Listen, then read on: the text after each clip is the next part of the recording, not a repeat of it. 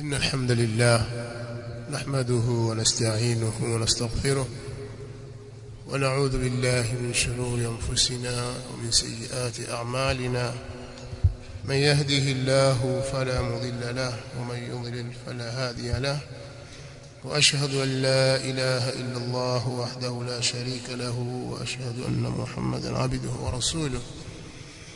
يا أيها الذين آمنوا اتقوا الله حق تقاته ولا تموتن إلا وأنتم مسلمون. يا أيها الناس اتقوا ربكم الذي خلقكم من نفس واحدة وخلق منها زوجها وبث منهما رجالا كثيرا ونساء، واتقوا الله الذي تساءلون به والأرحام إن الله كان عليكم رقيبا. يا أيها الذين آمنوا اتقوا الله وقولوا قولا سديدا يصلح لكم أعمالكم ويغفر لكم ذنوبكم، ومن يطع الله ورسوله فقد فاز فوزا عظيما. أما بعد، فإن أصدق الحديث كتاب الله، وخير الهدي هدي محمد صلى الله عليه وآله وسلم، وشر الأمور محدثاتها، فإن كل محدثة بدعة وكل بدعة ضلالة وكل ضلالة في النار. أيها الأحبة، nachukua fursa hii kwa mara nyingine tena kuwakaribisha kwenye viwanja vya mahadi yetu, معهد شيخ الإسلام ابن تيمية للحلقات العلمية، بالخصوص katika msikiti huu Masjid al-Faruq uliopo Pongwe, Tanga, Tanzania. Allah subhanahu wa ta'ala atubariki sisi na nyinyi nyote na wale wanaotusikiliza, na tuwafikishe kulifanya lile analolipenda Allah subhanahu wa ta'ala na anayoridhia. Aturuzuku ilmu yenye manufaa itakayotunufaisha sisi katika dunia yetu na akhira yetu huku tunakokwenda, na tujalie kuwa ni wenye kubarikiwa popote tulipo, na tusamehe madhambi yetu, asistiri aibu zetu, atuongoze njia sawa.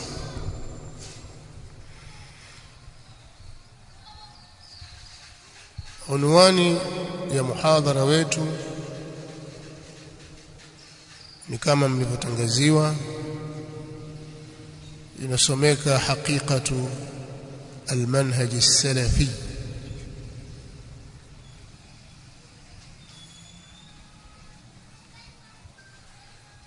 Unaweza kuitafsiri kwa tafsiri mbalimbali, rasmi na zisizokuwa rasmi, lakini mimi naweza kusema tu kwa lugha fupi, nataka kuuzungumzia usalafi wa kweli ni upi,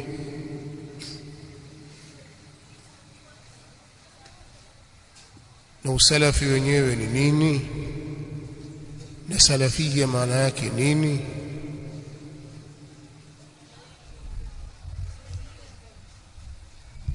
Bila shaka kuna sababu za msingi zinazopelekea kuihudhurisha mada hii mbele yenu. Jambo la kwanza kubwa, tumekuja kujifunza. Kwa hiyo hii ni moja katika sehemu ya ilmu, au ni moja katika milango ya ilmu. Kwa hiyo katika mambo tutakayojifunza katika usiku wa leo ni kujua usalafi wa kweli ni upi.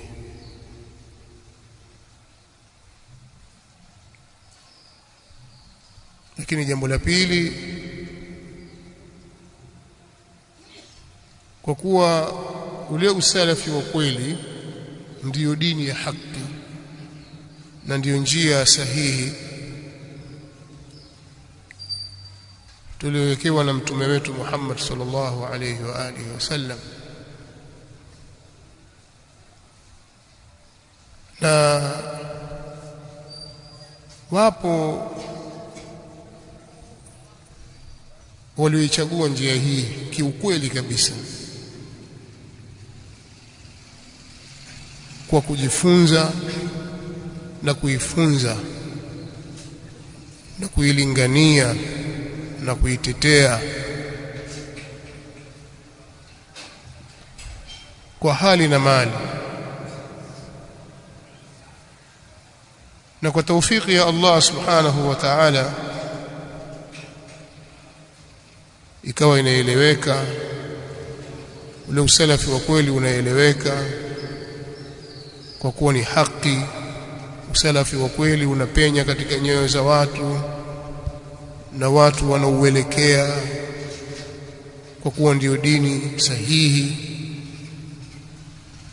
dini inayolingana na inayoendana sawa na fitra, umbili la mwanadamu, na akili iliyosalimika na moyo wenye kutaka kheri.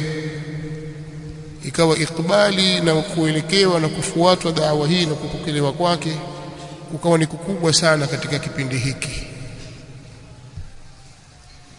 Ukawaona vijana wengi na wazee katika miji mbalimbali, katika maeneo mbalimbali, wakiandama na kuifuata njia hii,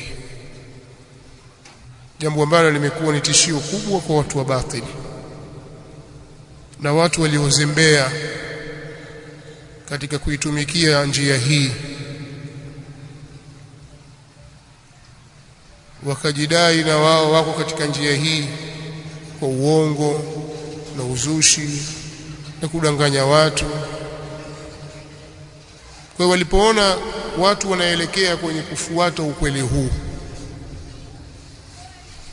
na wao wakajivisha vazi la usalafi kwamba na sisi tumo, msitutoe. Bali wengine wakaudai ule usalafi wa kweli ni wao na si wa hao wenye kuulingania. Hao ni wengine, hao sisi ndio wenyewe. Pakapita maneno ya kiubabaishaji, shubuhati, hoja zenye utata hivi, kiasi ambacho wale wenye tabia ya kusikiliza chochote na kumsikiliza yoyote, wakisikiliza maneno hayo yanawababaisha. Kweli mbona kama ni sawa hivi, wanababaika kidogo. Kwa sababu ya pili katika kuzungumzia usalafi wa kweli ni kutaka kuondosha utata huu.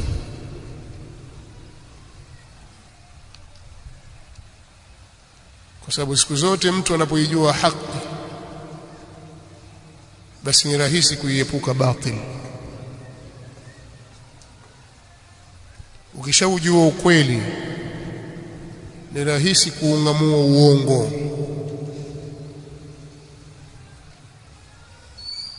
Kwa hiyo katika sababu za msingi zilizopelekea pia kuwekwa maudhui hii na kupewa kipaumbele kabisa ni kuondosha ule utata ulioko kwenye akili za watu unaoenezwa kwenye mitandao huko na sehemu mbalimbali. Lakini pia sababu nyingine ni kuwatia nguvu wale waliopo katika da'wa salafia, wakajua, wakaamua kuifuata,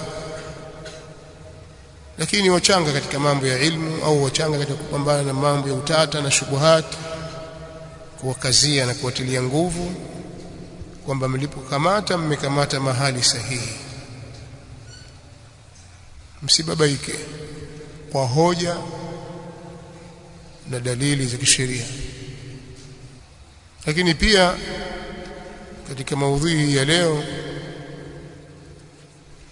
tutaonyesha uwajibu wa sisi kuifuata njia hii kwa mujibu wa kitabu cha Allah subhanahu na sunna za Mtume Muhammad sallallahu alayhi wa alihi wasallam.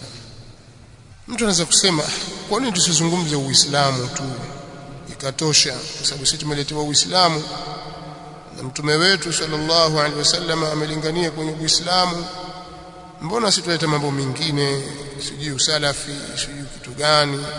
Haya mambo nyinyi mmeyatoa wapi?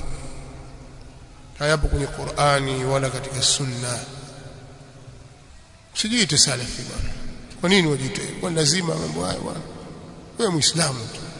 Lakini huyo anayesema hivyo anajisahau wakati huo anayejinasibu, mimi Shafi bwana, sijui sisi mashafi, mimi Maliki, mimi Sufi, mimi katika Jamaat Ansari Sunna, mimi kadha, ajinasibu na makundi yake na madhehebu yake. Shida ni wewe usijiite salafi. Sisi bwana ahlul jihad wal qital. Kitu gani kinachokupelekea wewe ujinasibu na madhehebu yako, lakini iwe ni haramu kwa wengine kujinasibu na madhhabi yao? Kitu gani?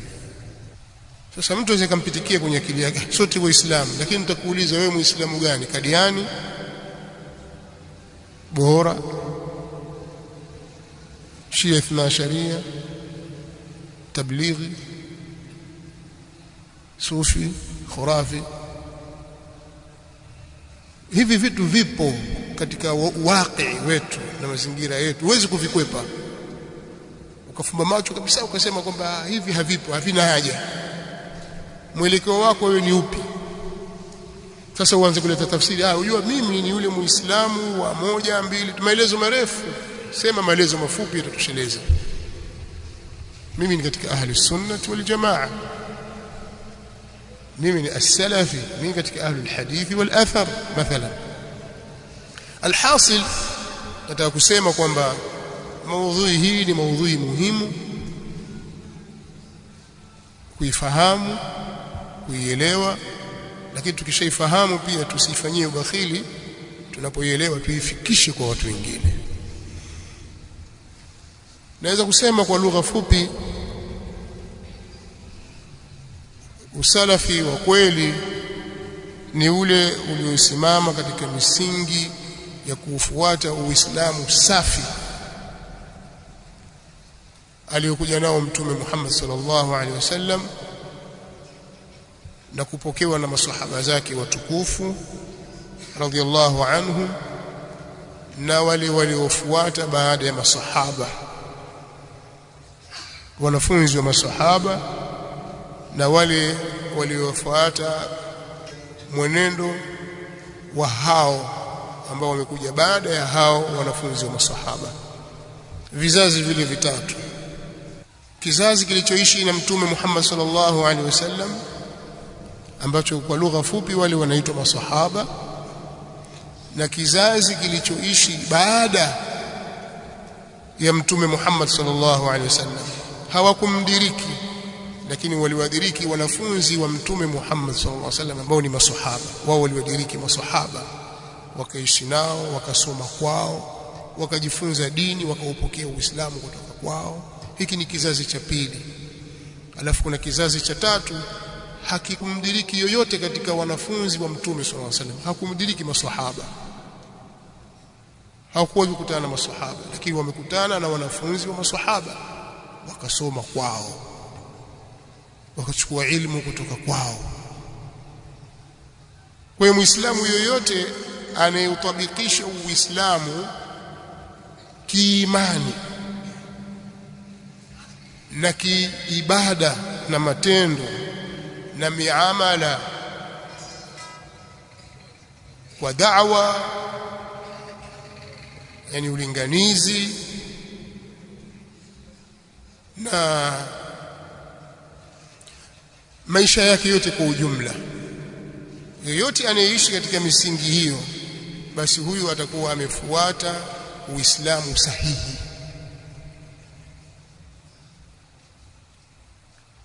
Waamua mimi bwana, unaponiambia jambo la imani na i'tiqad, nataka kujua imani hii na itikadi hii ndiyo ile iliyopokewa na maswahaba kutoka kwa Mtume Muhammad sallallahu alaihi wasallam, ndiyo maswahaba walioifundisha kwa wanafunzi wao, ndiyo waliofundisha wanafunzi wa maswahaba kuwafundisha waliokuja baada yao, ndiyo wewe ukashikamana nayo, ukaiamini imani hiyo na ukashikamana nayo.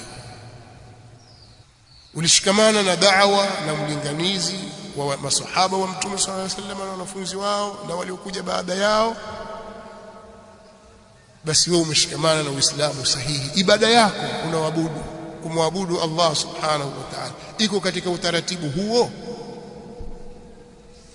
Ikiwa naam, basi wewe umeshikamana na njia ya as-salafu salih. Hao ndio wanaitwa as-salafu salih. Lugha fupi ya as-salafu salih ni watangulizi wema. Watangulizi wema. Katika huu Uislamu huu kuna waliotutangulia, kuna watu wema waliotutangulia. Si mtu mmoja, ni makundi ya watu katika kila zama ambao ndio watu bora kabisa.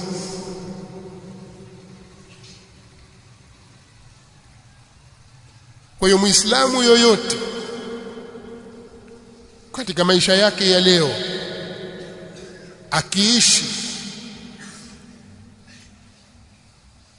kwa hali hiyo tuliyoitaja, ikawa yeye ni muhafidhina wa mafunzo yaliyoachwa na Mtume Muhammad sallallahu alaihi wasallam kwa maswahaba zake, maswahaba wakayachukua wakayapeleka kwa wanafunzi wao, watu waliokuja baada yao ambao hawakumuona Mtume sallallahu alaihi wasallam, mafunzo yale yakarithiwa na waliokuja baada ya maswahaba kuondoka, wakabaki wale wanafunzi wao na wao wakawasomesha wenzao mafunzo yale kabla mambo hayajaharibika katika umma huu. Basi mafunzo yale yoyote atakayeshikamana nayo anaambiwa ameshikamana na Uislamu safi kabisa. Na nyinyi mwafahamu kwamba Uislamu uwanja wake ni mpana. Uislamu hauishii kwenye itikadi peke yake,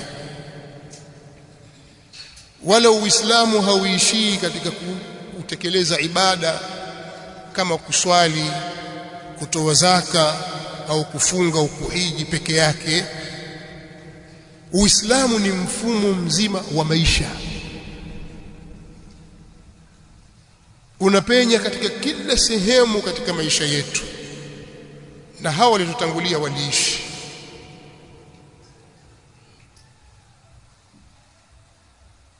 Na maadamu waliishi, walikuwepo hapa ulimwenguni, wakaishi na wakayaishi mambo, basi walikabiliana na changamoto mbalimbali zinazowakabili wanadamu katika ulimwengu huu ambao kama sisi. Kwa hiyo katika namna ya kuzitatua changamoto zile na kupambana na matatizo yale yaliyowasibu kwa wakati wao, basi namna ile ile ndio ambayo sisi tunatakiwa tuifuate. Sasa unaweza ukajidai wewe kwamba wafuata as-salaf kiitikadi, lakini muundo wa maisha yako hauko hivyo, uko tofauti, utakuwa umeukhalifu wao. Najaribu kuzungumza kwa lugha nyepesi sana ambayo naamini kwamba itaeleweka kwenu. Kwa hiyo ukitaka kumjua as-salafi, as-salafiyu, yule anayejinasibu na huo usalafi kiukweli, tutamuingiza kwenye mizani, kwa sababu kitabu tunacho Qur'anul Karim, sunna za Mtume sallallahu alaihi wasallam si zipo, tunazo. Mafunzo ya Mtume Muhammad sallallahu alaihi wasallam yapo, tutawaingiza watu katika mizani. Na si hilo tu, maswahaba wa Mtume Muhammad sallallahu alaihi wasallam bila shaka walimuelewa vyema Mtume sallallahu alaihi wasallam, aliwafunza Qur'ani vizuri kabisa, kiasi ambacho ikawa hawazipetuki aya 10 isipokuwa walitaka ufahamu na elimu yake na kuzifanyia kazi, kama anavyoeleza sahaba Abdullah ibn Mas'ud radhiyallahu ta'ala anhu. Kwa waliishi wakakutana na matatizo na hali mbalimbali na changamoto mbalimbali. Uislamu wao waliutafsiri vipi? Walitafsiri vipi al-Qur'an? Walitafsiri vipi sunna? Wakaziweka katika uhalisia wa kimaisha. Tafsiri ile ndio tunayohitajia sisi. Tafsiri ile ndiyo tunayohitajia sisi. Na ukiishika tafsiri ile utakuwa wewe umeshikamana na mafundisho ya as-salafu salih.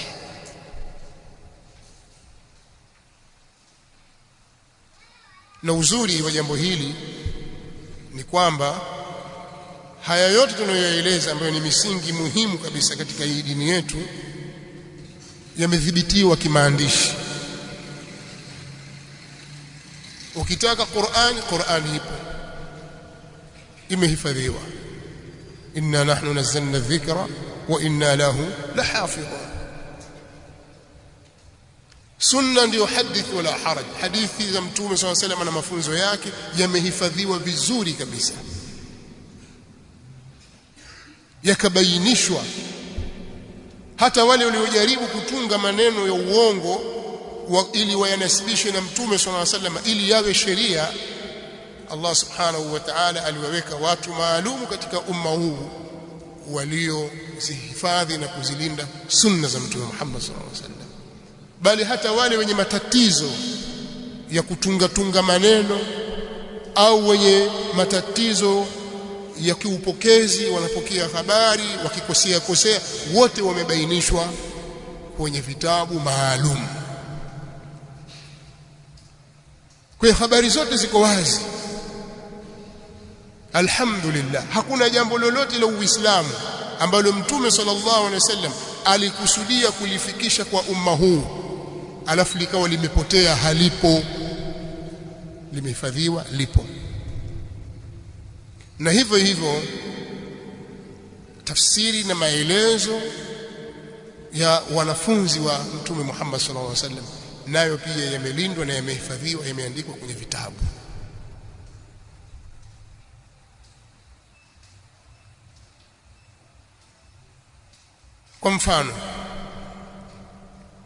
Kwa mfano tukitaka kujua mathalan katika ule usalafi wa kweli, da'wa ya Mtume sallallahu alaihi wasallam na maswahaba zake ilikuwa katika mfumo gani? Yeye Mtume sallallahu alaihi wasallam ulinganizi wake ulijikita kwenye lipi, na utaratibu wake wa kiulinganizi ulikuwaje? Ukimdurusu Mtume sallallahu alaihi wasallam kiukweli kabisa, utaona kwamba njia yake Mtume sallallahu alaihi wasallam imejengwa juu ya msingi wa ilmu kwanza. Juu ya msingi wa ilmu kwanza, alafu ndio watu wafuatishie kwenye kulingania. Na wapeni mfano tu katika msingi huu. Sasa unaweza kuyapima baadhi ya makundi. Mtume sallallahu alaihi wasallam yeye katika mfumo wake, kwa mfano, alikuwa akituma watu kwenda kwenye miji kwenda kulingania. Huyu Muadh bin Jabal anatumwa kwamba sasa Muadh nenda Yemen, wewe fulani nenda mahali fulani, nyinyi kundi fulani nendeni mahali fulani. Mtume sallallahu alaihi wa alihi wasallam alikuwa akiwatoa watu wenye ilmu. Bali Qur'ani ndiyo inatueleza hivyo. Qul hadhihi sabili ad'u ila Allahi ala basiratin ana wa man ittaba'ani wa subhanallahi wama ana minal mushrikin. Qur'an, Mtume sallallahu alaihi wasallam anaambiwa sema, kwa maana uwatangazie Waislamu na wasiokuwa Waislamu wajue kwamba huu ndio mfumo wa dini yangu, hii ndio njia yangu mimi. Uislamu huu ndio njia yangu na ndio mfumo wangu. Mimi ninalingania watu kwa Allah. Siwaombi nyinyi mnifuate mimi ili mnifanye mimi mfalme, munitukuze mimi, muniabudu mimi. Mimi nawalingania watu kwa nani? Kwa Allah. Ni ikhlas hiyo. nafanya hivi ala basira, kwa elimu na utambuzi, ana wa man ittaba'ani, huu ndio mfumo wangu mimi na wanaonifuata. Inaonyesha kwamba Mtume sallallahu alaihi wasallam mfumo wake wa ulinganizi, ukiachilia mbali nia njema, elimu ilikuwa ndio jambo la msingi la kuwalingania watu.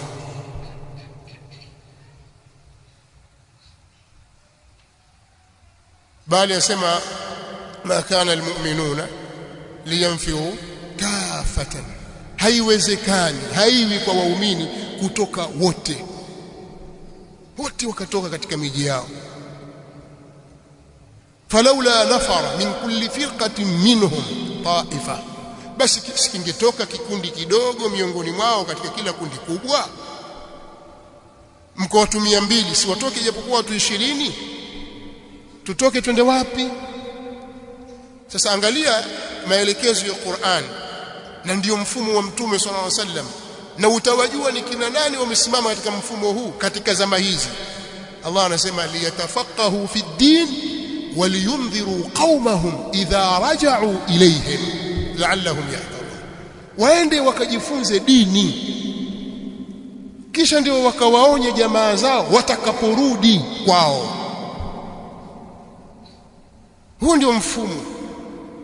Anayeshika mfumo huu wa kutafuta ilmu kwanza kisha akalinganie, amefuata mfumo wa Mtume Muhammad sallallahu alayhi wa alihi wasallam.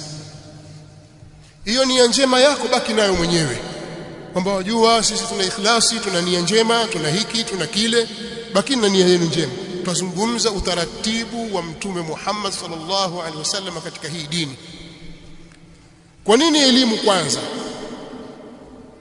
Kwa sababu yale unayokwenda kuyalingania ni mambo mazito, yanahitaji ilmu. Wewe unakwenda kulingania tauhid. Angalia Muadh bin Jabal radhiyallahu ta'ala anhu, anatumwa na Mtume Muhammad sallallahu alaihi wasallam kwenda Yemen.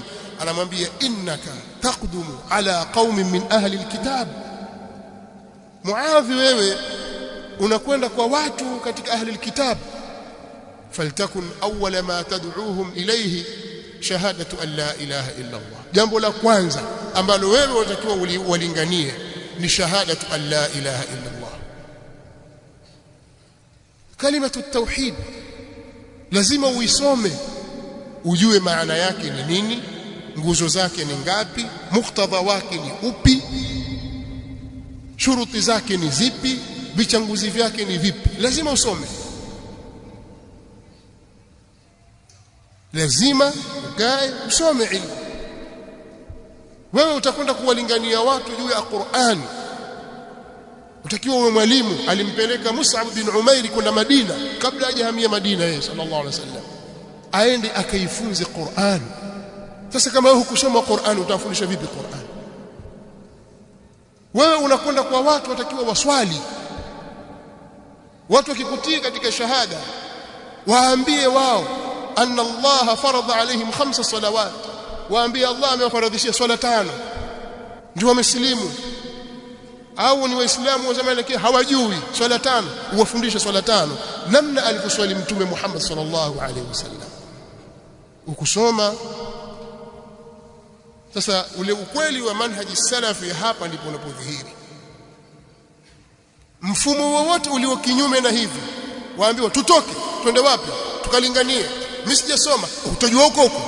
Huo sio mfumo wa Mtume Muhammad sallallahu alaihi wasallam. Sasa sio kusema kazi yao kupinga kazi, hapana.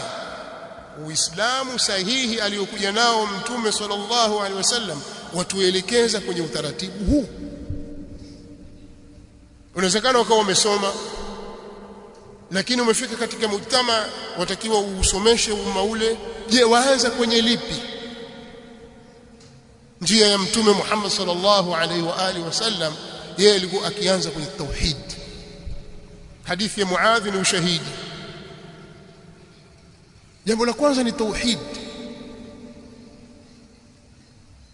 na ndio maana katika aya ile qul hadhihi sabili ad'u ila Allah tauhid ala basira ilm ana wa man ittaba'ani, ndio mfumo wa kufuata sunna za Mtume صلى الله عليه وسلم na manhaji ya salaf salih.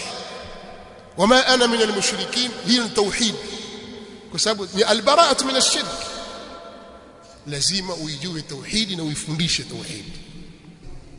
Kwa hiyo huu limeutoa kama mfano na uhalisia wa kuionyesha uhalisia wa da'wa salafia. Da'wa salafia ya kweli ni ile iliyojengwa katika misingi hiyo. Swala la tauhidi ni jambo muhimu sana na sio jambo la kupuuzwa.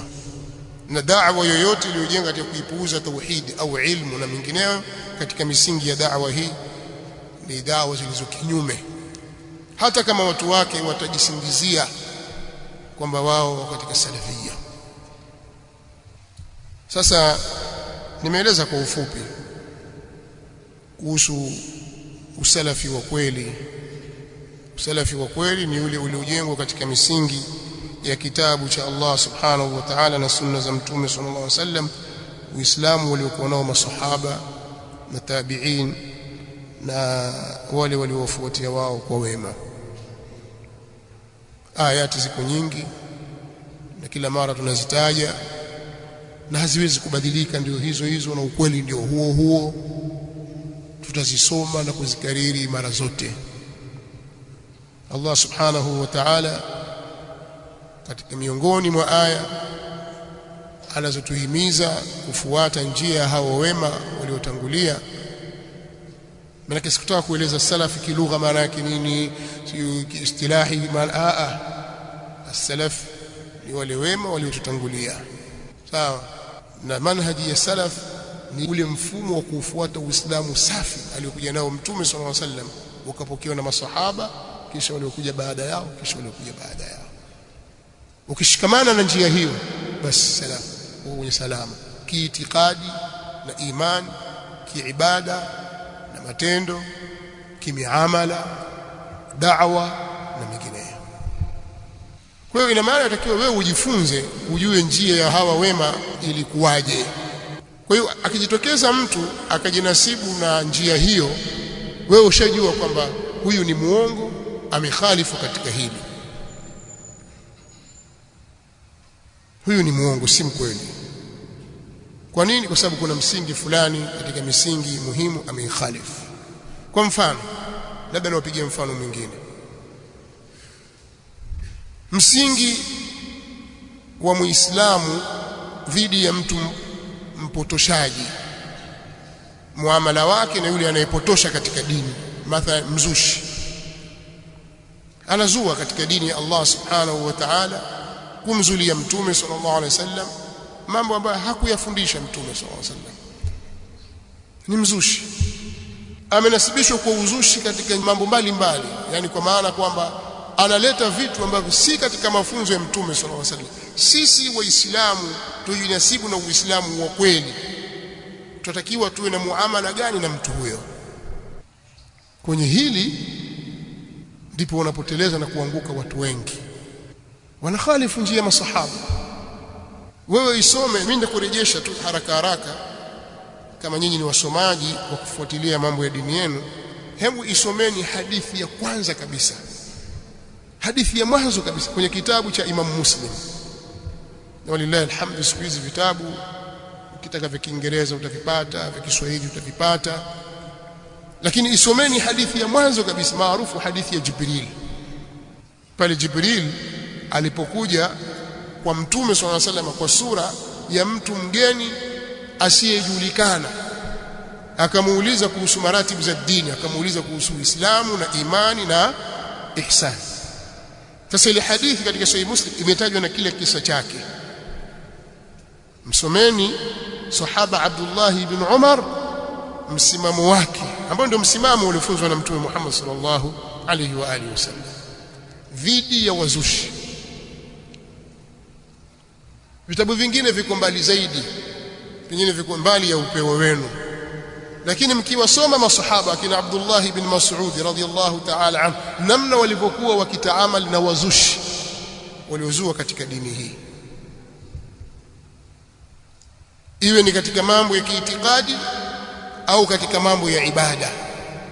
Mzushi katika aina yote aleta jambo ambalo halipo katika dini hii, hakulifunza Mtume Muhammad sallallahu alaihi wasallam. Maswahaba walikuwa na msimamo upi juu ya mzushi?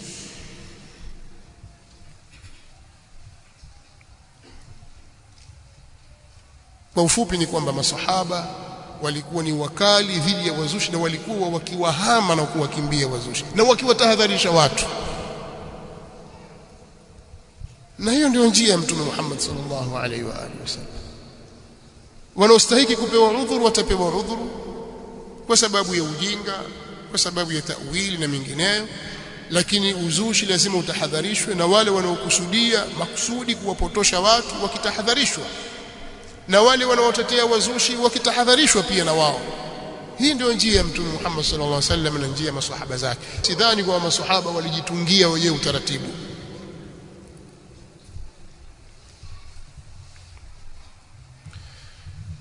Nisiende mbali na maudhui yangu, nataka nirudi tena baada ya kuarifisha au kutoa maelezo ni nini usalafi wa kweli, ni upi usalafi wa kweli. Baada ya kulieleza hilo kwa lugha nyepesi, maana nilikuwa nisome maneno taarifu, fulani kasema hivi, fulani kasema hivi, fulani kasema hivi, kama ninavyofanya mara nyingi. Leo nimeamua nipite katika njia ya mkato, nimeeleza tu Kiswahili moja kwa moja, na naamini kwamba nimeeleweka katika hilo. Lakini kuna fadhila kubwa katika kuwafuata hao as-salafu salih. Hiki ni kipengele cha pili katika maudhui ya leo, na fadhila ziko wazi katika kauli yake Allah subhanahu wa ta'ala, was-sabiquna al-awwalun من المهاجرين والأنصار والذين اتبعوهم بإحسان رضي الله عنهم ورضوا عنه وأعد لهم جنات تجري تحتها الأنهار خالدين فيها أبدا. na wale wa mwanzo wale waliotangulia ambao ni muhajirina na ansar, masahaba wahamiaji waliohama kutoka miji yao kwenda Madina kumfuata Mtume sallallahu alaihi wasallam, na wale watetezi waliompokea Mtume sallallahu alaihi wasallam na wakawakaribisha wageni katika mji wa Madina, na wale waliowafuatia wao kwa wema, walladhina tabauhum biihsan. Fadhila zao ni zipi? radhiyallahu anhum wa radu anhu. Allah amewaridhia wao na wao wamemridhia yeye au watamridhia yeye subhanahu wa ta'ala. Na Allah amewaandalia wao pepo zinazopita chini yake mito, wataishi humo milele, na huko ndio kufaulu kukubwa. Kwa hiyo katika fadhila kubwa zinazopatikana ni sisi kupata radhi za Allah subhanahu wa ta'ala kwa kuwa tumefuata njia ya watu hao. Katika neno walladhina tabauhum biihsan, hapo ndipo tunapopata upenyo na sisi kuingia, kwa sababu hatukuwa katika muhajirin wala katika ansar. Lakini tukiwafuata wao kwa wema, tukashika njia yao na mwenendo wao, bila ya shaka na sisi tutaingia katika yale yaliyoahidiwa hapo mbele.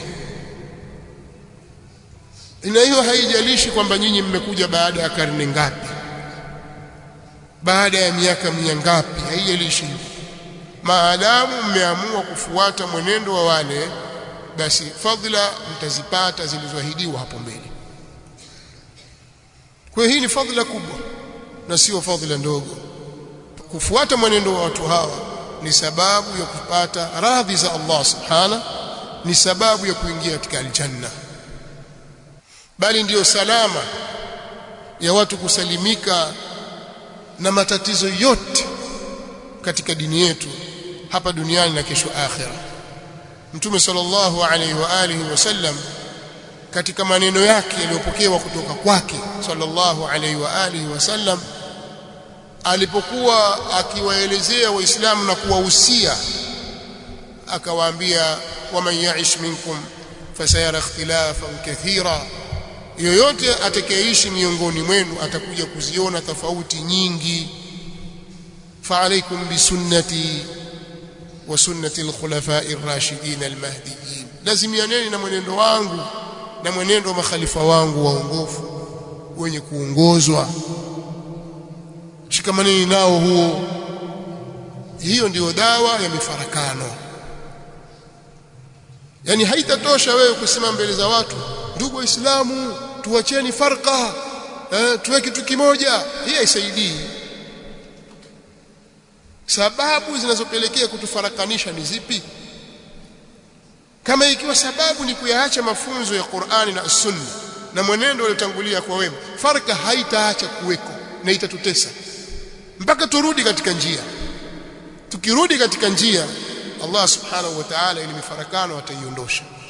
Lakini sio wewe umengangania jambo lako la kizushi, utaki kuliachia, wataka sisi tukufuate wewe, kwamba tukufuate, tukuache nalo hivyo hivyo na tunguri lako na hirizi lako, tukufuate hivyo. Haiwezekani. Acha hilo, tukae pamoja. Tumeambiwa wa'tasimu bihablillahi jami'a wala tafarraqu, shikamaneni na kamba ya Allah subhanahu wa ta'ala nyote. Wewe utakana tuende kwenye kamba tuishike, sio tukufuate wewe. Kwa ufumbuzi wa matatizo yetu na fadhila zake kwenye kushikamana na njia hii ni katika fadhila hizo. Shikamaneni na mwenendo wangu na mwenendo wa makhalifa wangu waongofu wenye kuongozwa baada yangu, na tahadharini. Akatoa tahadhari pale. Bali Mtume sallallahu alaihi wa alihi wasallam katika maelezo yake mazuri kabisa ameweka wazi, kama ilivyokuja katika hadithi ya Muawiya bin Abi Sufyan radhiyallahu ta'ala anhuma, kwamba amesema ala inna rasulallahi sallallahu alaihi wa alihi wasallam qama fina faqal, fahamuni kwamba Mtume sallallahu alaihi wasallam alisimama kwetu. Siku moja alisimama Mtume sallallahu alaihi wasallam akasema, ala inna man qablakum min ahli alkitab iftaraqu ala 72 firqa, fahamuni kuwa waliokuwa kabla yenu katika ahli alkitabi mayahudi na manasara walifarikiana wakafikia kwenye makundi 72. Wa inna hadhihi almilla, hakika mila hii, dini hii na mfumo huu niliokuja nao mimi, watu wake sataftariku ala 73 firqa, watafarikiana katika makundi 73. Hizi ndio usuli za yale makundi, hata wakafika hata 100, makundi 100, makundi 1000, lakini ukirejesha hili limetoka hapa, hili limetoka hapa, kwa mgawanyo wake utafikia makundi 73. 72 fi an-nar, makundi 72 yataingia motoni, wa wahidatun fil jannati wa hiya al-jamaa, na moja litakuwa katika aljanna, nalo ni kundi la aljamaa. Hapa ndipo jamaa wengi wanaolalamika kuilalamikia da'wa salafia na walinganizi wake wanaposhikilia, hawa jamaa wana red card, wanamuingiza peponi wanemtaka, wanamtoa wanemtaka. Uongo. Haya ni maneno ya nani? Ya Mtume Muhammad sallallahu alaihi wa alihi wasallam. Na hata siku moja hutamsikia mlinganizi anayelingania kwenye da'wa salafia mwenye ilmu na maarifa juu ya da'wa salafia akamhukumu mtu fulani kwamba huyo ni mtu wa motoni katika Uislamu, kwamba wewe fulani utakwenda motoni na wewe fulani mtu wa peponi. Haya mambo ya kuingiza watu peponi kirejareja wanayo masufi, wanayo hizbiyun. Ahli sunna wal jamaa wanajua jambo hili. Huwezi kukata kauli moja kwa moja kwamba fulani yuko kwenye pepo yako ya babako, fulani motoni, moto wako, moto wa babako, hairuhusiwi. Lakini wao ndio wanasema. Ndio maana Imam al-Bukhari katika sahihi yake ukifungua utaona babun la yuqalu fulanun shahid. Imam Bukhari katika sahihi yake, huu ni mlango unaozungumzia kwamba haifai kusema fulani ni shahidi, ukakata kauli kabisa, kwa sababu ukisema shahidi kwamba huyo uko peponi. Shahidi atakuwa yule ambaye tayari ameshuhudiliwa na wahi. Mtume صلى الله عليه وسلم akawataja kwamba hawa ni shuhada, kama shuhada Uhud, shuhada Badr, kwamba wale watu wa Badr wale watakwenda peponi. Hayo yamesemwa na Mtume صلى الله عليه وسلم, na Mtume صلى الله عليه وسلم asema kwa wahi, wama yantiqu anil hawa in huwa illa wahyu yuha. Lakini wewe jamaa yako tukapigana hapo kauliwa unasema shahidi yule, la, haifai. Sasa wao wanasema ash-shahidu sayyidu qutb. Mmetoa wapi? Haifai. Kwa hiyo ndio waingiza watu peponi bila kibali cha kisheria. Haifai kumkatia kauli mtu fulani kwamba huyo yuko peponi ila yule ambaye Qur'ani au Sunna imethibitisha kwamba yeye yuko peponi. Ama kwa ujumla, sisi tunasema kwa ujumla waislamu watakwenda peponi. Lakini fulani bin fulani huyo atakwenda peponi, mpaka sufi mmoja afike kusema tukienda huko kama sikumkuta peponi huyu basi nitafanya fujo. Hamjawasikia mashaikh wanasema hivyo? At-ta'alli ala Allah jambo halifai. Lakini wapo mashaikh wanaosema hivyo wazi kabisa, na kukata kauli ya kwamba fulani motoni. Hili ni jambo la kimakosa. Usiseme fulani atakwenda motoni, wala haifai kusema fulani bin fulani huyu fulani laanahu Allah. Haifai. Wanaharakati ndio maneno yao haya. Haifai. As-salafiyun na duati wake walinganizi hawana manhaji hiyo. Kwa hiyo ukitazama utakuta wao ndio wenye manhaji hizo za kuwaingiza watu motoni na kuwatoa, na kuwaingiza watu peponi na kuwatoa vile wanavyotaka wao. Sisi hatuna red card. Tunazungumza kwa ujumla, anayefanya jambo fulani atastahili kwenda motoni, atakayefanya jambo fulani atastahili kwenda peponi. Lakini fulani bin fulani kwamba huyu ni peponi au motoni, huna kibali hicho. Usimkatie mtu kauli.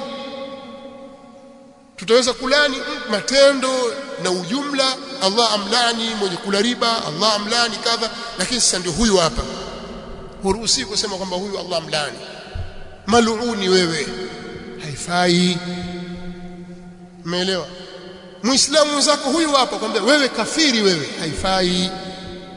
Hizo ni maslaki za kikhawariji hizo za kuwatoa watu kwenye Uislamu. Hawa wanafiki hawa masalafi wanafiki hawa makafiri haifai, sio sawa. Tumeelewana eh? Kwa hiyo tunapozisoma hadithi hizi kwamba Mtume sallallahu alaihi wasallam, makundi katika umma huu wa Muhammad, watu watagawanyika kwenye makundi 73. Kundi moja litakwenda peponi na makundi 72 yatakwenda motoni. Haya ni maneno ya Mtume Muhammad sallallahu alaihi wasallam, hayafutiki ngo. Piga kelele utakapopiga, lakini hatafutika. Wewe ni kujitafuta tu umo. Mtume sallallahu alaihi wasallam katika riwaya alipoulizwa ni kina nani, akasema ma ana alayhi yawma wa ashabi, ni lile kundi ambalo liko katika ile hali ambayo mimi leo niko kwenye hali hiyo na maswahaba zangu. Sasa usibaki kulalamika, fanya juhudi za kuwa katika hali ile. Lakini ukitoka katika hali hiyo uko kwenye hatari. Na pia ifahamike ya kwamba si kila aliyeambiwa atakwenda motoni basi mkafiri. Ule moto pia wataingia almuwahhidun, nasallallahu alaihi wasallam, naudhu billahi minan nar. Na jambo kubwa kama wanavyosema wanawazuoni, katika jambo kubwa litakalowaingiza watu wa tauhidi kwenye moto ni haki za waja, huququn nas, huququl ibad. Wewe kweli ni mtu wa tauhidi, waswali, wafunga, lakini hukuku, haki za watu ni katika vitu vitakavyoingiza watu wengi motoni. Haina maana kwamba huyu atakayeingia motoni kashakuwa kafiri, la. Katika itikadi ya ahli sunna wal jamaa, uwezekano wa mtu muwahhid mwenye tauhidi, mwenye kuswali swala 5, mwenye kufunga Ramadhani na akatoa zaka, akahiji Makka, inawezekana akaingia motoni na yeye, wal iyadhu billah, kwa kiasi cha makosa aliyoyafanya. Sasa yapo katika makundi hayo ni makundi ya watu wa tauhid, lakini wamekhalifu njia kwa sababu ya bid'a zao, wakastahiki kuingia motoni. Kwa sababu ya maasi yao wakastahiki kuingia motoni. Kwa hiyo umma huu utagawanyika katika makundi hayo. Sisi tunatakiwa tutafute salama ya kupambania watu sasa warudi katika ile njia ya sawa sawa. Ndio juhudi tunayoifanya, kwamba watu wasife ile waislamu wa kweli, waislamu walioshikamana na njia ya Mtume Muhammad sallallahu alaihi wasallam na njia ya maswahaba zake. Hiyo ndio juhudi kubwa tunayopambana nayo katika umma huu. Aqida sahiha na imani ya kweli, al-amalu salih na miamala iliyonyooka ya kisawa sawa, na watu kubaki katika taa na kuacha maasi. Hilo ndilo ambalo sisi tunalipigania na ndio da'wa iliyo sawa. Kinyume cha hivyo ni kutafuta maangamivu. Naona wakati al-adhan pia ushapita, paadhiniwe. Nitakuja na usulubu mwingine kidogo baada al-adhan. Naam. Kumalizia muhadhara wetu wa leo kwenye kipengele cha 3 cha uwajibu wa kuifuata manhaji salaf salih.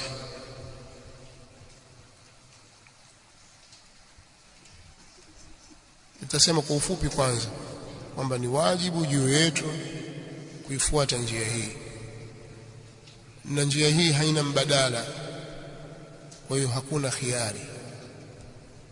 Kwa lazima mimi nifuate manhaji ya salaf bwana? Kwani nikiwa muislamu wa kawaida tu sitakwenda peponi?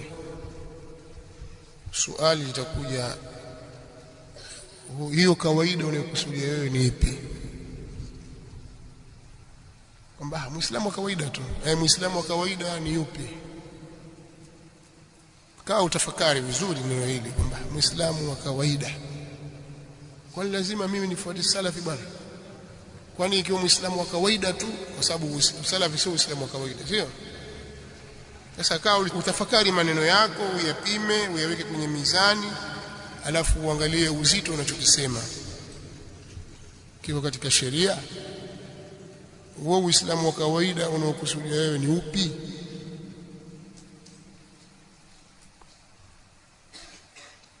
Sasa Uislamu wa kawaida ni ule wenye wasati, ambao ni Uislamu wa Mtume sallallahu alaihi wasallam. Hakuna ghulu, hakuna uzembe ndani yake, ni ule Uislamu wa sawa sawa ambao ndio Uislamu wa Mtume Muhammad sallallahu alaihi wasallam na maswahaba zake. Wewe uonaje Uislamu? Je, wao walikuwa Uislamu wao ni wa kawaida au ni kituko kwako? Lakini ule Uislamu uliokuta nao baba zako na babu zako ndio waona wa kawaida, sio? Ule wa Mtume Muhammad sallallahu alaihi wasallam na maswahaba zake, ule ni Uislamu wa kituko, wa kimaajabu. Tafakari maneno unayozungumza na maamuzi unayotaka kuyafanya, kwa sababu utaulizwa mbele ya Allah subhanahu wa ta'ala.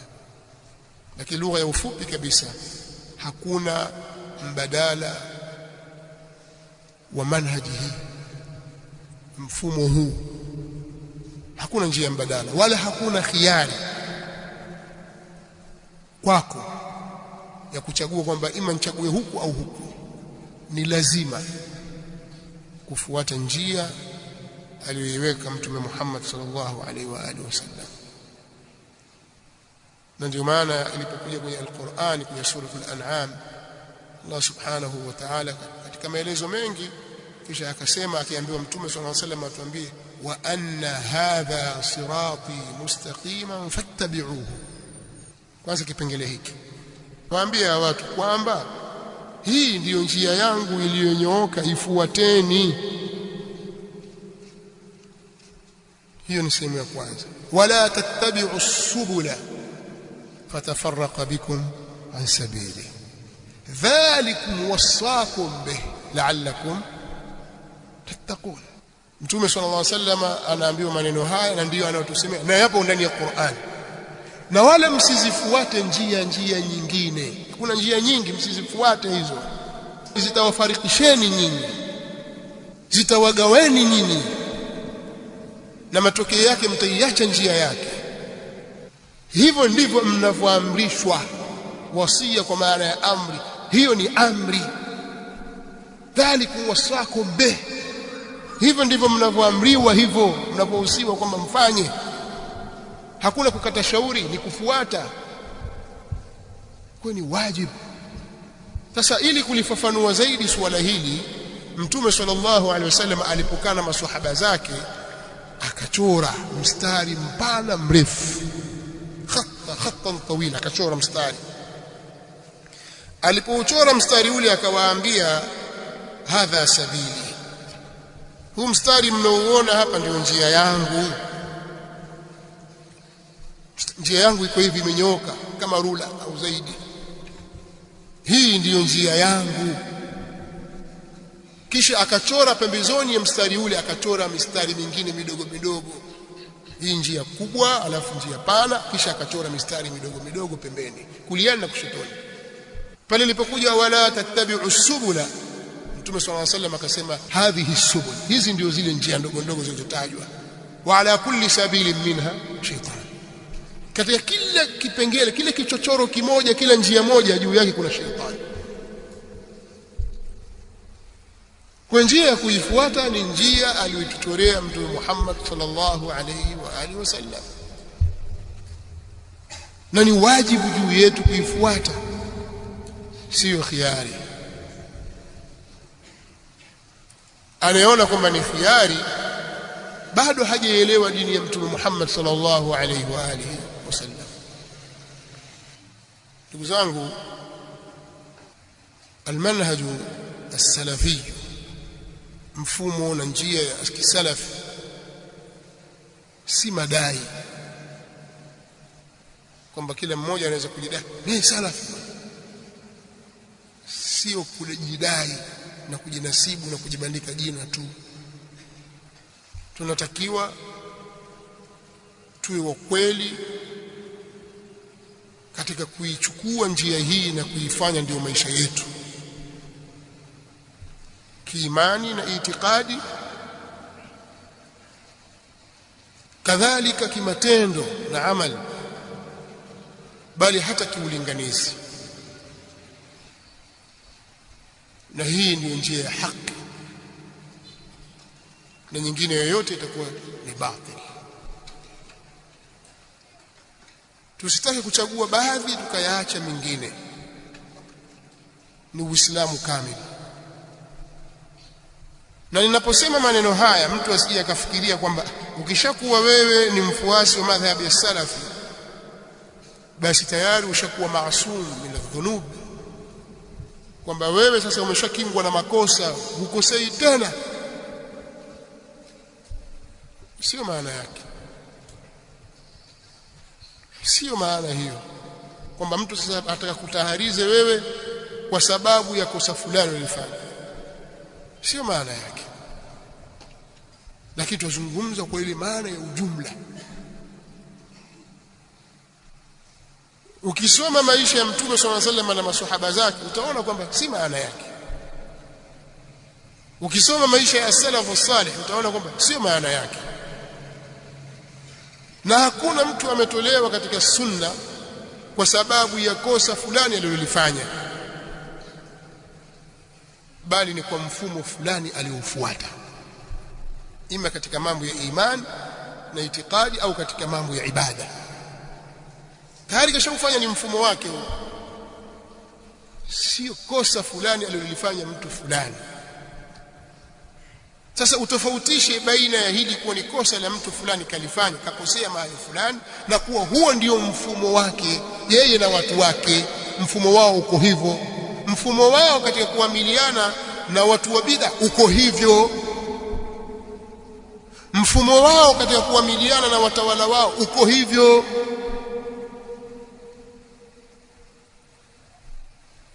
Na nielewa anachokisema, unazungumza kimafumbo zaidi. Mtu akasema sasa sahaba fulani alikosea kwenye jambo fulani, au fulani alifanya hivi lakini maswahaba hawakumtoa. Fulani hivi lakini maswahaba hawakumtoa. Kama utaratibu ndio atoki mtu. Sawa, hakuna mtu atakayetoka, watu wote watakuwa sana, watu wote watakuwa Waislamu. Tunaangalia mfumo wako ni upi. Sawa, sisi tunajua kweli umekosea au fulani kakosea, bwana hili lolifanya unajua kwamba hili ni kosa. Tusikilize utetezi wako sasa. Ule utetezi wako ndio utakuwa ujifanya kutuambia umo au haumo. Umeelewa? Tuna mmoja siku moja alitoa mfano. Ninachozungumza ni katika suala la mtu namna anavyojitetea wakati anapokosea. Kwa mfano, labda nichukulie mfano, kwa nini wewe umekunywa pombe? Hii si pombe hii. Hapana bwana, mimi unajua nilijua hii ni togwa. Unajua togwa? Mimi nilijua huu ni uji. Sikujua kama ni pombe. Basi bwana, kama ukujua afallahu anka. Haina neno, sio? Lakini mwingine akwambia kwani pombe ina ubaya gani? Yaani majibu mawili tofauti, wote wamekunywa.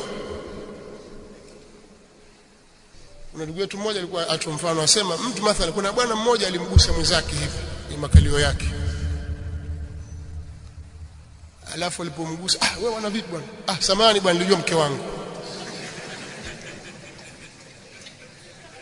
Unaonaje udhuru huo? Udhuru na sababu aliyotoa ni mbaya zaidi kuliko kosa alilofanya. Ndio wa mashekhe hao wanaotetea bid'a na uhizbia. Watakutetea jambo ambaye bwana sio kama mtu mtoa tu. Kwani yeye aelezaje katika kutoa udhuru wake? Yeye asemaje? Kosa umelifanya, hili ni kosa. Ukikuta salaf, mbona umefanya makosa? Wallahi mimi sikujua, nilitatizika katika jambo hili. Sikujua, mimi nilikuwa nafahamu kuna 1 2 3, lakini msingi kweli wa dawa salafia jambo hili halifai. Kutaamali na watu wa bid'a, mimi sikufikiria jambo hili kwamba kuna hivi na hivi na hivi. Allah nisamehe makosa. Lakini mwingine anakuambia kwani kuna ubaya gani bwana? Sisi sote waislamu bwana. Ikhtilafu ziko tanzi za mtume sallallahu alayhi wasallam kuweko bwana. Waliambiwa kaswali kwa Bani Quraidha bwana. Asiswali yoyote al-asr isipokuwa kwa Bani Quraidha bwana. Wengine wakaswali njiani lakini hawakutoana. Huyu mzushi. Harufu yatoka ya uzushi kupitia maneno yake. Mnaelewa ninachokisema? Kwa hiyo turudi katika maudhui yetu. Nimetaka kusema nini hapa? Kama mko hadhir, nimetaka kusema kitu gani mpaka nimesema maneno haya? Naam. Hata ukikaa pia sema kwa sauti tu. Nataka kusema nini? Sijakaa nasema peke yangu. Kimfumo. Haupo mwenyeelewa. Asante. Wewe umenielewa vizuri zaidi tena. Jazakallahu khairan. Lazima tutofautishe baina ya vitu hivi. Wewe mfumo wako upi katika kuelekea makosa? Kosa ni kosa au lile ulifanya si kosa? Kwa hiyo kuna watu wana mifumo hata kama ulichokifanya ni kitu kidogo. Angalia wanawazuoni, kuna mwanachuoni mmoja nadhani Imam Ibn Kathir, nimeweka mpaka mstari sikumbuki juzu ya ngapi katika al-Bidayah wa Nihaya. Kuna bwana mmoja katika Ahlus Sunnah wal Jamaa alimpa mwenzake mswaki. Bwana piga mswaki huu ni sunna. Akauchukua ile mswaki akasema mimi mswaki huu nitaupiga, akaeka katika tupu yake ya nyuma kwamba nitapiga huko mswaki nini bwana? Yani kudharau sunna ya kupiga mswaki tu, lakini yeye amechukulia kwa kejeli na dharau. Msomeni Ibn Kathir, yule bwana alipatwa na nini? Nani anajua? Niwe kueleza hapa zaidi ya mara moja. Nani anakumbuka? Na kwenda kiushirikishi kidogo, yani nashirikisha watu. Nani anakumbuka? Nasema kwa nguvu watu wasikie. Njoo shika. Hawajasikia. Njoo hapa.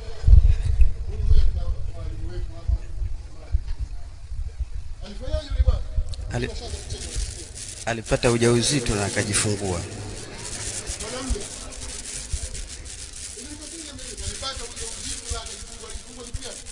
Mtoto anafanya na panya hivi.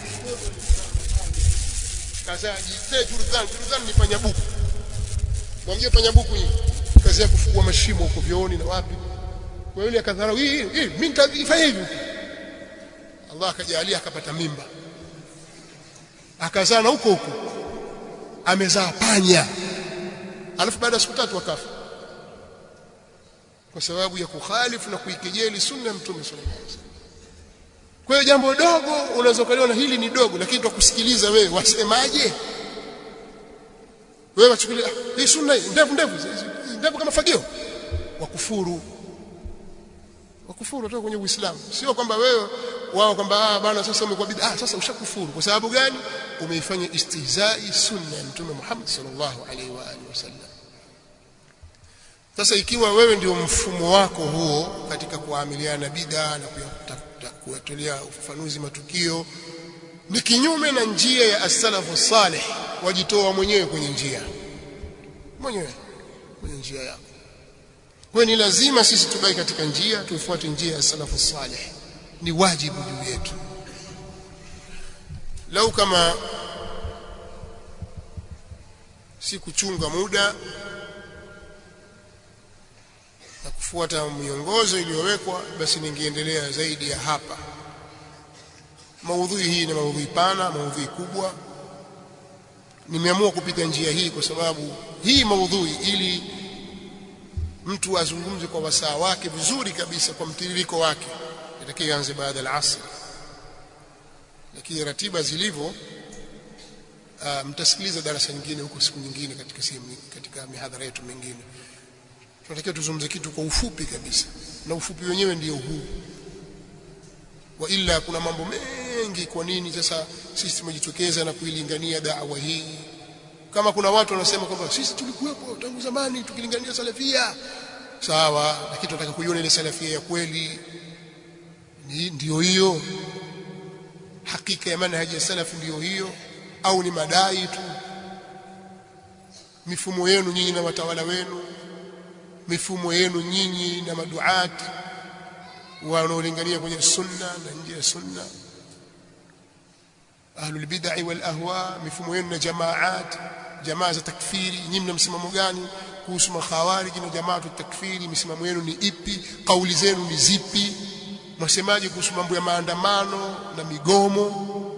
Msimamo wenu ni upi? Mwasemaje kuhusu watawala? Mwasemaje kuhusu maulama waliosimama katika njia ya sawa, njia ya haki? Msimamo wenu ni upi kwa wanaozuoni na walinganizi wa bid'a? Msimamo wenu ni upi? Jibainisheni. Mkijibainisha watu watawafahamu, sababu dawa iko wazi, na sio masala ya kulalamika na kudai tutapewa red card, hakuna kutoa red card. Sisi ni nyinyi wenyewe mwajitoa katika njia. Mwasemaje nyinyi kuhusu watawala? Awe mtawala mathalan ni Muislamu katika nchi ya Kiislamu, msimamo wenu ni upi? Mtawala wa Kiislamu katika nchi isiyokuwa ya Kiislamu, msimamo wenu ni upi? Mtawala asiyekuwa Muislamu katika nchi isiyokuwa ya Kiislamu, msimamo wenu ni upi? Mtawala katika nchi ambayo Waislamu wana uhuru wa kuabudu na kufanya mambo yao, msimamo wenu ni upi? Watawala na mfumo ya kinchi ambayo Waislamu katika nchi hiyo hawana uhuru wa kueneza dini yao, msimamo wenu ni upi? Bainisheni msimamo wenu, bayinu lana misimamo yenu nyinyi kuhusu maandamano na migomo. Sisi dawa salafia tangu wakati huo huko nyuma tuzungumza mambo ya maandamano na migomo ni vitu visivyofaa, lakini kuna makundi jinasibisha na sunna ilikuwa ndio mifumo yao, maandamano na migomo. Maandamano na migomo ya sensa ilipita hapa, na watu wanajinasibisha kuwa ni watu wa sunna, lakini wana kigeugeu, leo wasema hivi, leo wasema hivi. Lakini dawa salafia imesimama katika msimamo wake ule haubadiliki. Na kauli zipi juu ya watu wa bid'a hao, mnataamali nao vipi na mnaishi nao vipi? Mtu yuko na makhawarij na firaku nyingine, mashia au maibadhi ndio wenzake, nyinyi mtaamali naye vipi? Mwamchukuliaje mtu huyu? Wasemaje? Kauli yenu ipi? Bainisheni. Unanielewa ninachosema? Si kudai tu. Sasa hao kazi yao kulalamika tu. Kuna baadhi ya watu kazi yao kulalamika tu. Sisi tangu zamani salafia tangu zamani bwana. Sawa, kama wewe ni dai, ni mlinganizi wa da'wa salafia, alhamdulillah, khair, bainisha msimamo wako kwa watu. Lakini talbisi katika dini ni kitu kisichofaa.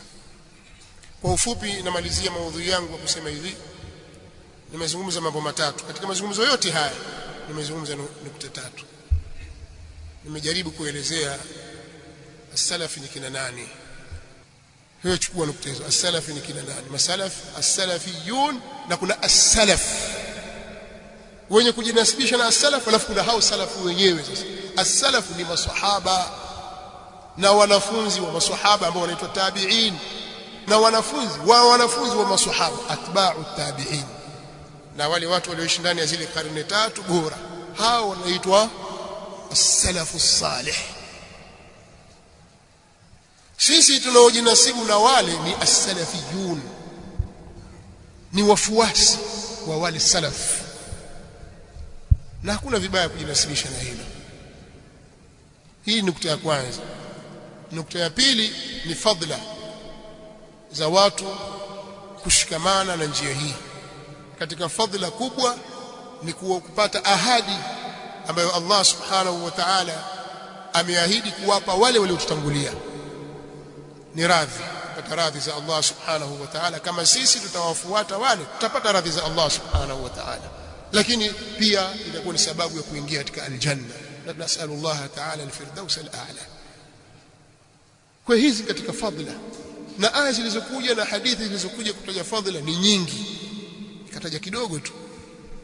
Lakini jambo jingine ni uwajibu na ulazima wa sisi kufuata njia hiyo, hakuna khiari. Wa anna hadha sirati mustaqima fattabi'uhu wa la tattabi'us subula fatafarraqa bikum an sabili. Kwa mtu akwambia kuna kikundi Hizbu Salafi, ni mtu anapaparika, hana cha kusema. Lakini sisi tunasema huu ni mfumo wa maisha yetu ya kidini na dunia, tunataka tuishi katika hali hiyo. Tukienda na hali hizo na mfumo huo, basi tutasalimika sisi. Wengine kwamba watakuja sasa, kama nyinyi mfuata salafi, maswahaba walikuwa wakipanda punda. Huyu ni mjinga wa kwanza. Sawa? Mjinga wa kwanza huyo, atakiwa aeleweshwe.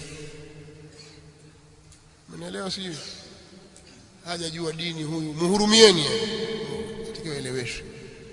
Hao ni kama wale wanaosema sasa, kama hii bid'a, mbona mafeni msikitini, makapeti, mbona mapanda ndege kwenda hija? Huyu yuko mbali katika usingizi mzito, mbali hata kama kasoma, mbali kabisa, hajajua watu wanazungumza kitu gani. Ni kama vile watu wanazungumza mazungumzo ya maana afu kukurupuka, alafu tutakuchangia hapo hapo. Watu wako wadi wa anta fi wadin akhar. Ndio huyu sasa azungumza vitu havipo kabisa, havihusiani, lakini kwa sababu hajaelewa, ni mtu wa kumhurumia.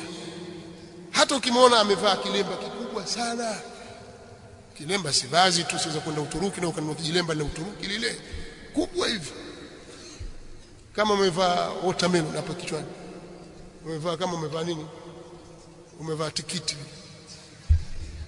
kubwa, si umevaa tu na joho lako, kwani kuna shida gani? Mavazi ni kuvaa ni kitu kingine na elimu ni kitu kingine. Kwa hiyo katika fadhila zinazopatikana ndani yake katika uwajibu ni uwajibu wa kufuata manhaji hii na njia hii ya salafu salih. Kwa mtu asije kukubaisha, mbona mpandi punda, mbona mfanyi hivi, huyo hajaelewa, atakiwa akae chini asome. Kwa hiyo inshallah katika muhadhara tutakaofuatia kuna baadhi ya vipengele naona kama havikuelezwa hapa, lakini mimi nitakuja kuvieleza inshallah katika muhadhara wa kesho. Nazo zile ni da'aim za da'wa salafia, misingi ambayo imejengwa juu yake da'wa salafia. Lakini pia nitakuja kueleza hatari ya watu kuikhalifu njia hii na matokeo yake, matokeo ya watu kuikhalifu njia hii. Tusitarajie kheri panapotokea mukhalafa, ukiukwaji wa njia hii. Tusitarajie kheri, tutarajie shari juu ya shari kwa ukiukwaji wa njia hii. Tutalaumiana, tutaonyeshana vidole, lakini maadamu tumeikiuka njia hii, tusitarajie kheri yoyote, na kheri iko kwenye kuifuata njia hii. Lakini pia insha Allah katika muhadhara wa kesho tutajaribu kuelezea maulama wetu waliosimama katika njia hii, hasa katika zama hizi. Wa ila tunaweza kueleza mtiririko maulama tangu karne hizo, kwa sababu wanaozuoni wametaja, kina Abu Hatim Ar-Razi wametaja kwenye vitabu vyao, kwenye kipindi hiki alikuwepo fulani na fulani na fulani na fulani na fulani katika mji fulani na mji fulani na mji fulani, kisha wakaja wakina fulani katika mji fulani na mji fulani. Ametaja mpaka wakati wake, wakaja wengine wakataja kutoka pale mpaka wakati wao, lakini mambo yote yametajwa kwenye vitabu. Sasa sisi tutakatutaje katika hizi zama zetu tu maulama wetu waliosimama katika njia ya haki, na namna watu wa batili wanavyopiga vita kwa dhulma na uadui na mingineyo. Inshallah tutakufuatia baada ya hapo. Kwa nyinyi shikeni na chukueni haya mambo matatu niliyowatajia, nayo ni nini manhaji salaf, au salaf ni kina nani, usalafu wa kweli ni upi, fadhila za kufuata manhaji hii pamoja na uwajibu wa kufuata manhaji hii na njia. Kisha manhaji inakusudia mfumo na njia. Naomba kuishia hapa, basi kutakuwa kuna utaratibu wa kujibu maswali. Nasema kuna baadhi ya mikhalafa wao wameiacha, kama vile kugomea sensa. Tushaacha mambo yale, kwa mtusamee, ndio sisi masalafi. Sasa wamuomba msamaha nani?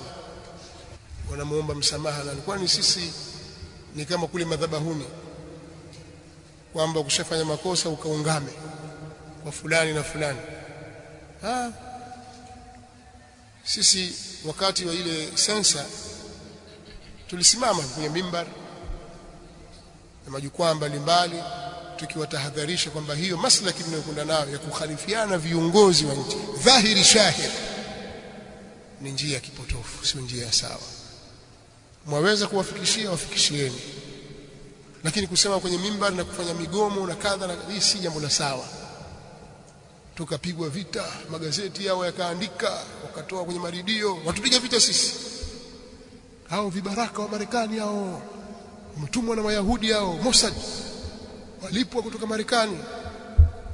Mpaka tukasema basi kama Marekani waamrisha watu wasome dini, ikawa watu kazi yao kusomeshana dini na kuamrisha wanawake wao vae hijab na kuiweka mbali na mambo ya shubha, basi watakuwa wao ndio wenye Uislamu wa kweli. Basi wafaa. Lakini hayo maneno tumwatuambia sisi ya kidhulma, hakuna ukweli huo. Lakini wakatutumu, wakatusema kweli, lakini sasa tukurudi nyuma, wanaonyesha kwamba ile njia waliyotumia ilikuwa si sawa, njia ya migomo na hii njia za maandamano. Wao sera yao hasa ni migomo na maandamano. Tunajua haya mambo wameyatoa wapi, kwa sababu huu ndio mfumo wa dawa ya Ikhwanul Muslimin dunia nzima. Tangu ilipoasisiwa Muslim Brotherhood, mfumo wao ni hivyo. Kwa hiyo mfumo ule umeathiri katika vikundi mbalimbali katika kila nchi. Kwa hiyo wao hawakuingia kule bahati mbaya, wameingia kimkakati na kimfumo. Sasa sisi tuwatahadharisha watu, huo ni mfumo wa Ikhwanul Muslimin, si sawa. Sasa wasiseme kwamba wameacha mambo ya sensa, waseme wameuacha uikhwani, usururi wameuacha, wamerudi katika njia sawa. Wazungumze kwa Waislamu, wabainishe kwamba jamani, ile njia na ile maslaki sio sawa. Sawa ni vile walivyokuwa wanasema wale masalafi walikuwa tukiwapinga wale.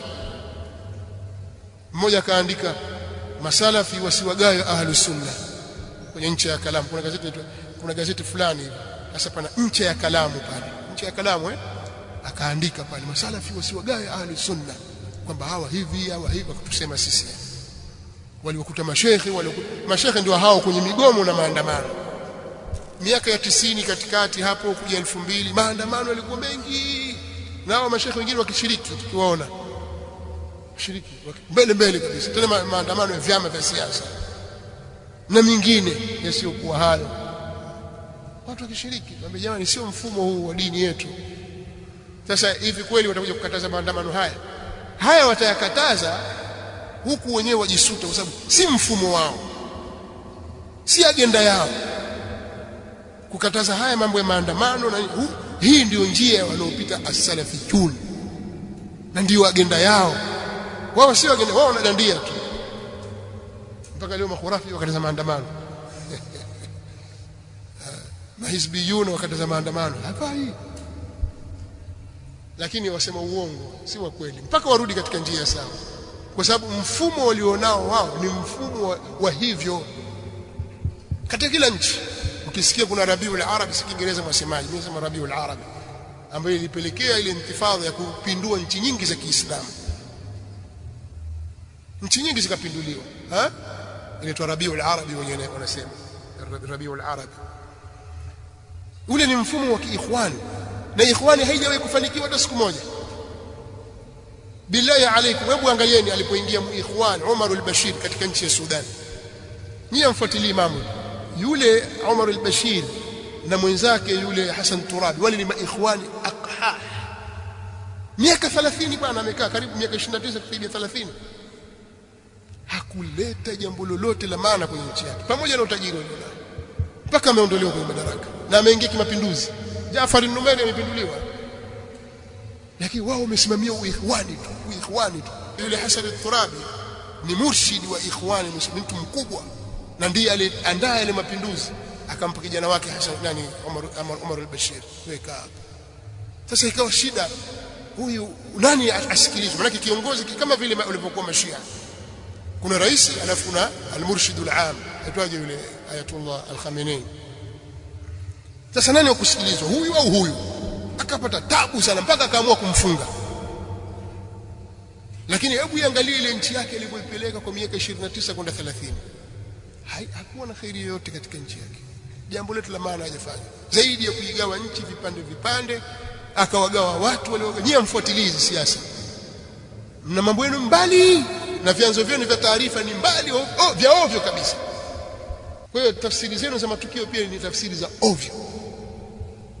Lakini wakawa wanapanga mambo ya kuzipindua nchi fulani ipinduliwe, nchi fulani ipinduliwe, Misri ipinduliwe, aondolewe Hosni Mubarak, aondolewe Ali Abdullah Saleh al-Ahmari kule Yemen, aondolewe Abdul Aziz Bouteflika, aondolewe. Yani wao kuondoa kupindua nchi zikaharibika kabisa.